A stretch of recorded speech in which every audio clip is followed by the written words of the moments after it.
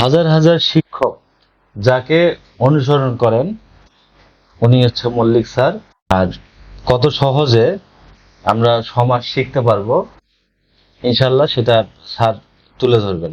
Sir একটু বলবেন যে সমাজ তো অনেক কঠিন, তার কত সহজে একটু শেষ করা যায়।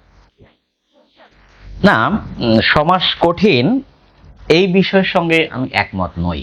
এখন আমাদের বাংলা একাডেমির যে ব্যাকরণ এবং নতুন যে পরিমার্জিত বোর্ড ব্যাকরণ, এখানে সমাজ 4 প্রকার দেখানো হয়েছে: দ্বন্দ্ব সমাস, কর্মধারয়, তৎপুরুষ এবং বহুব্রীহি। তো বিষয়টা আমি একেবারে সংক্ষেপে বলি। দ্বন্দ্ব সমাস হচ্ছে উভয় পদ প্রধান, অর্থাৎ একটা ব্যাস বাক্য থেকে সংক্ষিপ্ত করে করে শব্দ রাখা হবে, পূর্বপদ রাখা হবে, পরপদ রাখা হবে। যদি আমরা বলি শুধু মা, এটা সমাস হবে না। কিন্তু যদি বলি সৎ মা, এটা সমাস হবে। যদি বলি বাবা, এটা কিন্তু সমাস না।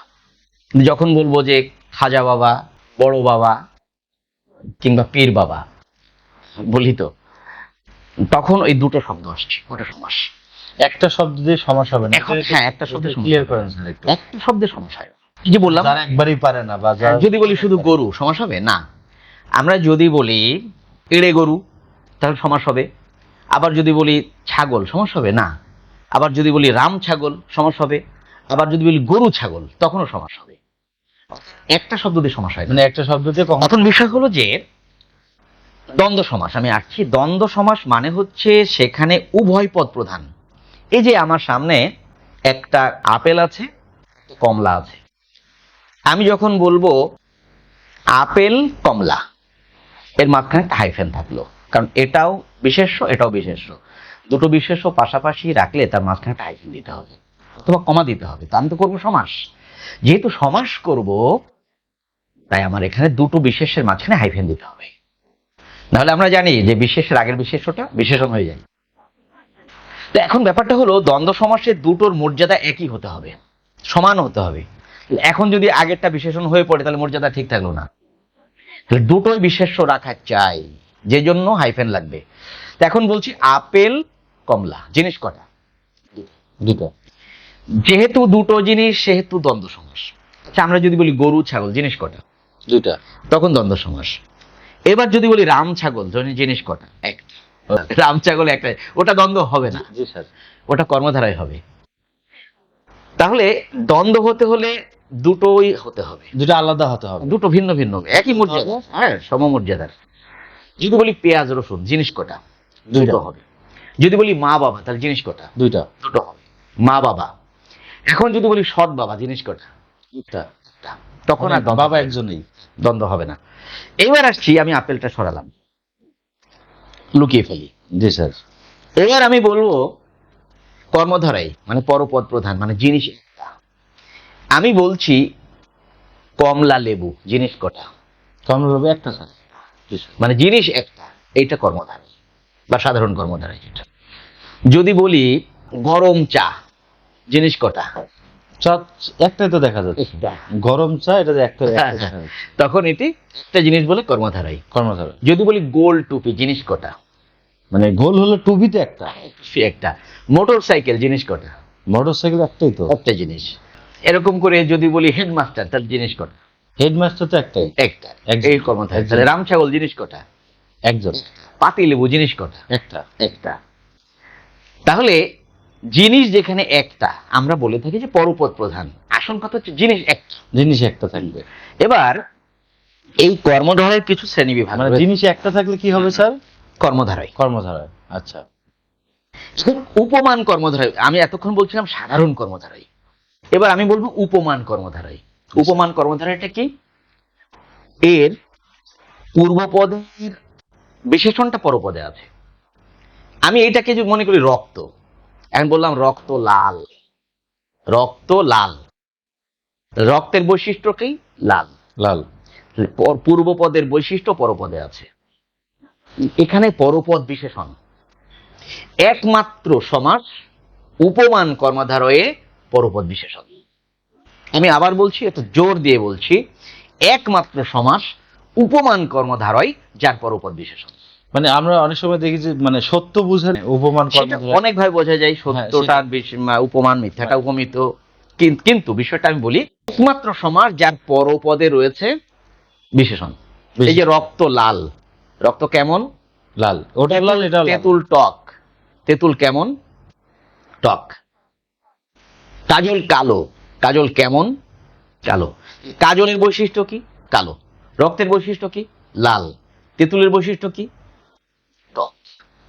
তার মানে যে জিনিসটা ওর বৈশিষ্ট্য পরপদে, আমি আবার বলছি, রক্ত, এটাকে রক্ত মনে করছি, রক্ত লাল, এই দুটো জিনিস না কিন্তু। রক্তের বৈশিষ্ট্য কি? লাল। লাল। কাজল একটা জিনিস, তাহলে কাজলের বৈশিষ্ট্য কি? কালো।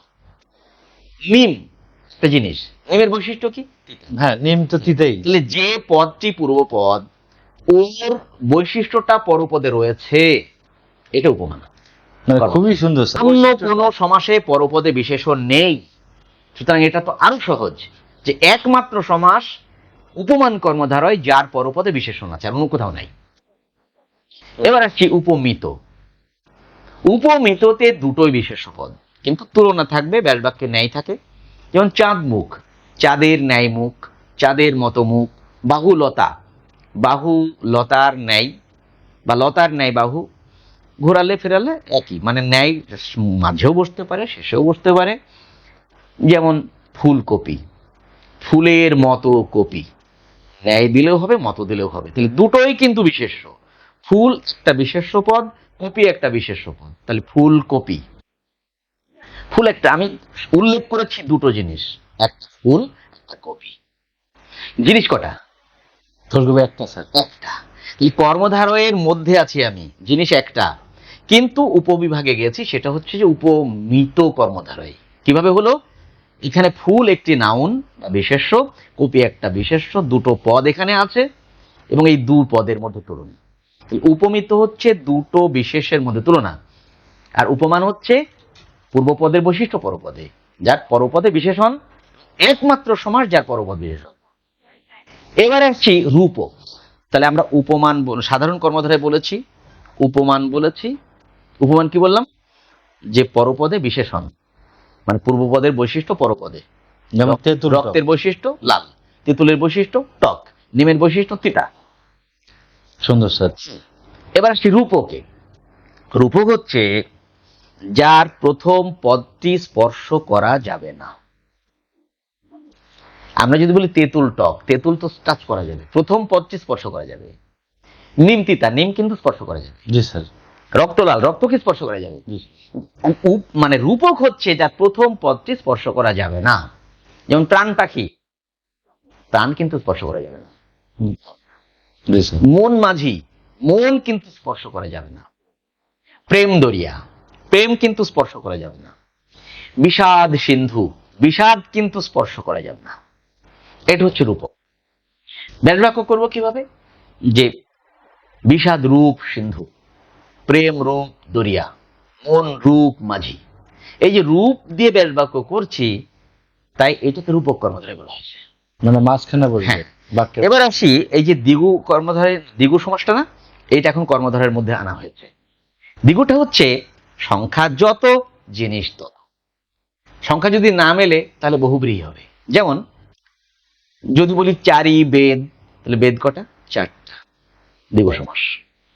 যদি বলি সপ্তাহ, মানে 7টি অহ, কয়টি অহ? 7টি অহ, দ্বিগু সমাস। যদি বলি পঞ্চ পাণ্ডব, তাহলে কয়টা পাণ্ডব? 5টি পাণ্ডব, দ্বিগু সমাস। যদি বলি সে তারা, সে মানে 3 তারা, 3 তারা, সে তারা, তাহলে কয়টি তারা? 3টি তারা, দ্বিগু সমাস। যেহেতু 7 রাস্তা, তাহলে কয়টা রাস্তা? 7টা রাস্তা। তাহলে সংখ্যা যত, জিনিস তত, এটা হচ্ছে দ্বিগু সমাস। আবার এখন যদি বলি ত্রিভুজ, এখন আমি এটা, হ্যাঁ, এই যে এক ভুজ, দুই ভুজ, তিন ভুজ, মানে ভুজ মানে বাহু, তাহলে ত্রিভুজ হলো। এদিকে দিলাম এক ভুজ, এদিকে এক ভুজ, এদিকে এক ভুজ, ত্রিভুজ হলো? হলো না। ত্রিভুজ মানে হচ্ছে একটি ক্ষেত্র, এই জন্য সে বহুব্রীহি। আমরা যদি বলি পঞ্চানন, পঞ্চানন বললে কি 5টি আনন বোঝাই? না, শুধু একজন শিবকে বোঝায়, এই জন্য বহুব্রীহি। আমরা যদি বলি সেতার, তো সেতার কি জিনিস? সেতার একটা যন্ত্র, একটা বাদ্যযন্ত্র, একটা বাদ্যযন্ত্র সেতার। এখানে সেও বোঝায় না, তারও বোঝায় না, বাদ্যযন্ত্র বোঝাই, একটা জিনিস বোঝাই, এই জন্য বহুব্রীহি। আমরা বলছি দশানন, কিন্তু দশানন বলতে একজন ব্যক্তিকে মিন করে, যে রাজা রাবণ, এই জন্য সে বহুব্রীহি। আমরা বলছি দশরথ, দশরথ বলতে একজন ব্যক্তি, সেটা হচ্ছে রামচন্দ্রের পিতা, রামচন্দ্রের পিতার নাম দশরথ, একজন ব্যক্তিকে বোঝাচ্ছে, এই জন্য সে বহুব্রীহি। আমরা বলছি 14 শিখ, তাহলে 14টা কি শিখ? না, 14 শিখ মানে জেলখানা বোঝাচ্ছে, সে একটা জিনিস জেলখানা, এই জন্য সে তখন বহুব্রীহি। কি দাঁড়ালো? যদি বলি আমরা 12 হাত, 12 হাতি মানে শাড়ি, 12 হাতি শাড়ি। যদি বলি 10 হাতি, 10 হাতিটা কি? 10টা হাত নয়, 10 হাতি হচ্ছে ধুতি, একটা জিনিস। জি স্যার। এই জন্য সংখ্যা যাই হোক না কেন, জিনিস যখন একটা, ওটা বহুব্রীহি, সংখ্যাবাচক বহু। সংখ্যা যত, জিনিস তত, তখন সেটা বহু সমাস। আর বহুব্রীহির ব্যাপারটা আরো, সমাস এখন কি কর্মধারার আন্ডারে? হ্যাঁ, কর্মধারার মধ্যে ঢুকে পড়েছে। দ্বিগু কর্মধারা। হ্যাঁ হ্যাঁ, দ্বিগু কর্মধারায় বলতে হবে। তাহলে আমরা দ্বন্দ্ব বললাম, জিনিস দুটো ছিল, বা 3-4টা হতে পারে, যেমন সাহেব, বিবি, গোলাম। একমাত্র দ্বন্দ্ব সমাসে 2-3টা শব্দ থাকতে পারবে, যেমন আদা, কচু, কাঁচকলা, পেঁয়াজ, রসুন, আদা। একমাত্র বহুপদী দ্বন্দ্বে কয়েকটা শব্দ থাকতে পারবে, মানে কমসে কম দুটো জিনিস থাকতেই হবে দ্বন্দ্ব সমাসে, সমমর্যাদার, দুটো সমমর্যাদার। ওই যে বললাম আপেল, কমলা, হাঁস, মুরগি, গরু, ছাগল। তাই বলে গরু আকাশ বলা যাবে না, সমমর্যাদার হতে হবে। যদি বলি পেঁয়াজ, গরুর গোশত, তাহলে কি হলো? না, পেঁয়াজ, রসুন দুটো সমমর্যাদার হবে। তাহলে দ্বন্দ্বতে দুটো জিনিস, কমপক্ষে দুটো জিনিস। ও দিয়ে ব্যাস বাক্য হয়। কর্মধারয় একটা জিনিস, শুধু কি ও দিয়ে হবে স্যার? ও দিয়ে, সময় আর কিছু লাগবে না। আর কিছু লাগবে না না না, তা ভুল হবে না। এবং ও আর কি না, অনেক কিছু কিছু লাগবে লাগছে। না। এই যে বললাম যে গরু, ছাগল, তাহলে গরু ও ছাগল দ্বন্দ্ব সমাস। যেই না বলছি রাম, ছাগল, রাম ও ছাগল নয়, রাম ছাগল একটা জিনিস, তখন সেটি কর্মধারয়। Okay sir. সাধারণ কর্মধারয়ের পূর্বপদ পদে ওর ব্যাখ্যা থাকে। আর উপমান কর্মধারয় যে বলেছি রক্ত লাল, এখানে পরপদে ব্যাখ্যা, পূর্বপদের ব্যাখ্যা পরপদে, পূর্বপদের বৈশিষ্ট্য পরপদে, ওকে। পূর্বপদের বিশেষণ পরপদে। আর উপমান কর্মধারয়ে একমাত্র পরপদে বিশেষণ থাকে। আর উপমিত দুটোই বিশেষ্য, বলেছি চাঁদমুখ, বলেছি বাহুলতা, বলেছি ফুলকপি। আর রূপকে বলেছি প্রথম পদটি স্পর্শ করা যাবে না, যেমন প্রাণ পাখিতে প্রাণ স্পর্শ করা যাবে না। দ্বিগু সমাসে বলেছি সংখ্যা যত, জিনিস তত, যেমন পঞ্চপাণ্ডব, 5টা পাণ্ডব, যেমন ষড়ঋতু, 6টা ঋতু। আর সংখ্যা যতই হোক, জিনিস একটা, ওইটা হচ্ছে সংখ্যাবাচক বহুব্রীহি। যেমন দশানন মানে একজন ব্যক্তি, দশভুজা মানে দেবী দুর্গা, একজন দুর্গা দেবী। এছাড়া বহুব্রীহির আরেকটু যদি বলি, বহুব্রীহির মেইন কথা হলো যে দুটো পদ ওখানে আছে, ওই দুটোর একটাও নয়। যেমন আমরা বলছি নীলাম্বর বা পীতাম্বর, অথবা লাল পানি, এই যে লাল পানি। আচ্ছা, লাল পানি, এটা একটা লাল পানি বললাম, এখন লাল পেলাম না পানি পেলাম? লাল পানি বলতে আমরা পাই মদ, যে সে লাল পানি খায় মানে কি? সে পানিই খায় না, সে খায় মদ। লালও নয়, পানিও নয়। আচ্ছা, লাল দালান মানে কি? মানে জেলখানা। লাল দালান বলতে একটা লাল রঙের দালান নয়, সেই জেলখানাকে লাল দালান বলে। জেলখানার রং সাদা হতে পারে। যেমন আমরা আমরা পীতাম্বর বলছি, পীতাম্বর হচ্ছে পীত অম্বর যার, পীত অম্বর যার। এখানে ব্যাস বাক্যের শেষে সাধারণত যার, এটা সাধারণত থাকে ব্যাস বাক্য করলে। আমরা ব্যাস বাক্য পর্যন্ত যাচ্ছি না। এই যে লাল পানি বলেছি, লাল পানি বলতে ভিন্ন জিনিস বোঝাচ্ছে, যা বলা হয়েছে তা হয়নি, এই জন্য সে বহুব্রীহি। মানে যা চাই তা পাই না। হ্যাঁ, তা পায় না। আচ্ছা, আমরা বলছি যে বিনা পানি, তো বিনা তো বাদ্যযন্ত্র, পানি মানে হাত, মূর্ধন্যরস্য পানি, তো পানি মানে হাত। তাই বিনা পানি, এটা বোঝালো না, বোঝালো সরস্বতী দেবীকে। বা শুল পানি, শুল হচ্ছে একটা অস্ত্র, মানে হচ্ছে হাত, শুল পানি মানে হলো শিব। অথবা 80 বিষ, 80 মানে হচ্ছে দাঁত, 20 মানে বিষ, 80 বিষ মানে হচ্ছে সাপ। এই জন্য যে দুটো শব্দ এখানে আছে এই শব্দ না বুঝি অন্য অর্থ বোঝাচ্ছে, এই জন্য সেটা বহুব্রীহি। যেমন আমরা যদি বলি গায়ে হলুদ, এখন যদি কেউ প্যাকেট হলুদ নিয়ে এসে মাকে আর বলে যে আমার আজ গায়ে হলুদ, এটা হবে না।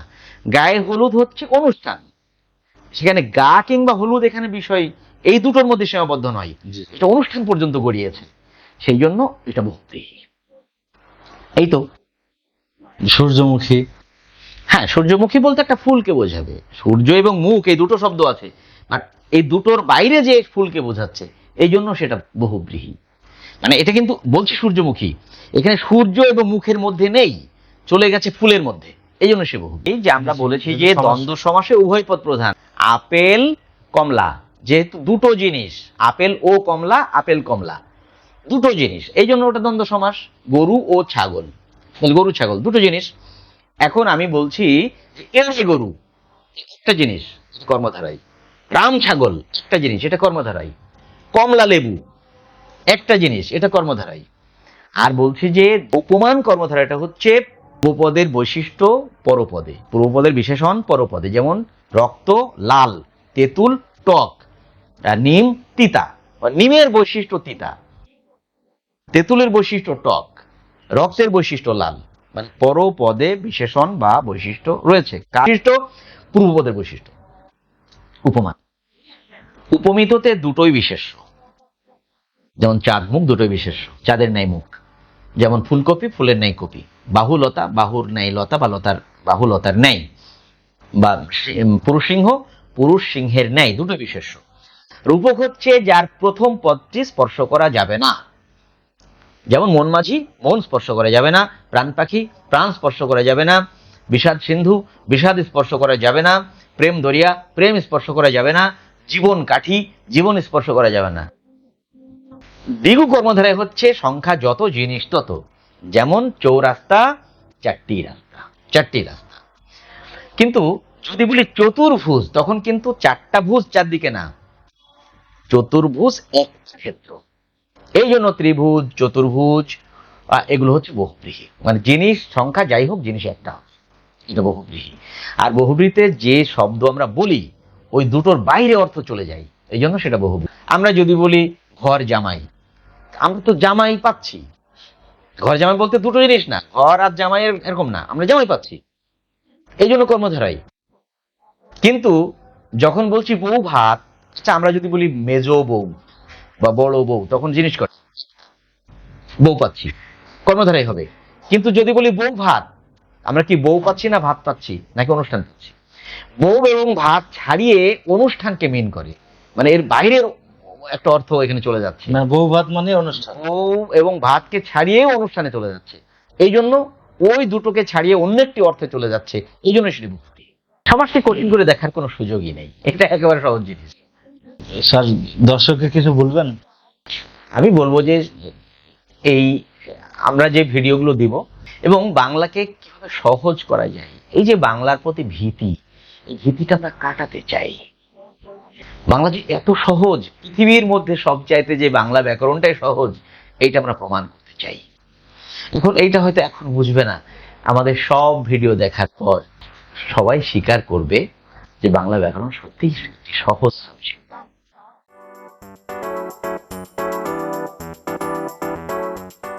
স্যারকে অনেক ধন্যবাদ।